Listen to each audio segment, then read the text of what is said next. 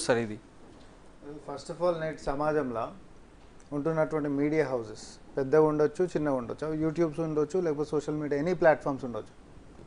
నిజాన్ని నిర్భయంగా ఇట్లా నేక్ ట్రూత్ అనేటటువంటి ప్రోగ్రాం పెట్టి సామాన్యుడు కూడా అర్థమయ్యేటట్టుగా గ్రాఫికల్గా ఎక్కడ జరిగింది, ఎక్కడ అవినీతులు జరిగినాయి, ఎక్కడ అన్యాయం జరిగింది, ఎక్కడ ఎంక్రోచ్మెంట్స్ జరిగినాయి, ఎక్కడ అధికార దుర్వినియోగం జరిగింది, లేకపోతే ఎట్లా ధరణిని ఇన్ఫ్లుయెన్స్ చేసారు అనేటటువంటిది ఏబిసిడీలు చిన్నపిల్లలకి టీచర్ నేర్పించినట్టు చూపించినటువంటి మీ పద్ధతికి first of all hats off.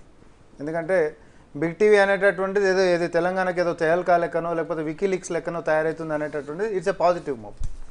At the same time ప్రభుత్వంలో ఉంటున్నటువంటి అందరూ కూడా పనిచేసేటటువంటి దాని మీద వాళ్ళు దగ్గర పెట్టుకొని పనిచేసేటటువంటి దానికి కూడా బిగ్ టీవీ అనేది ఒక ముళ్ళుగట్ట లెక్క తయారవుతుంది. ఇది ప్రజాస్వామ్యంలో కావాల్సినటువంటిది ఈరోజు. సో హరీష్ రావు చేసినటువంటి టిప్ ఆఫ్ అన్ ఐస్బర్గ్ అనేది మీరే అంటారు, కానీ ఒక ఎంటికనే అది నిజంగా కూడా పెద్ద కొండలో ఒక చిన్న ఎంటికే మందం ఇది వాళ్ళు చేసినటువంటి దాంట్లో. ఆ ఎంక్రోచ్మెంట్ అయినా లేకపోతే ఆ స్పేసెస్ అయినా లేకపోతే ఇంకోటిదైనా వాళ్ళు చేసినటువంటి వేల కోట్ల కుంభకోణాలు, అటు కాళేశ్వరం అయినా లేకపోతే ఆయన ఫినాన్స్ మినిస్ట్రీ లెక్క ఇరిగేషన్ మినిస్టర్ లెక్క ఉన్నప్పుడు చేసినటువంటి కుంభకోణాలైనా, ఫినాన్స్ మినిస్ట్రీ లెక్క ఉండి చేసినటువంటి కుంభకోణాలైనా, ఈ చిన్న ఉంటున్నటువంటి దాంట్లోనే డిపిఆర్ దగ్గరికి నుంచి మొదలు పెట్టుకుంటే అధికార దుర్వినియోగంకి మొదలు పెట్టుకుంటే అన్నీ మన కంటికి స్పష్టంగా కనిపిస్తున్నాయి.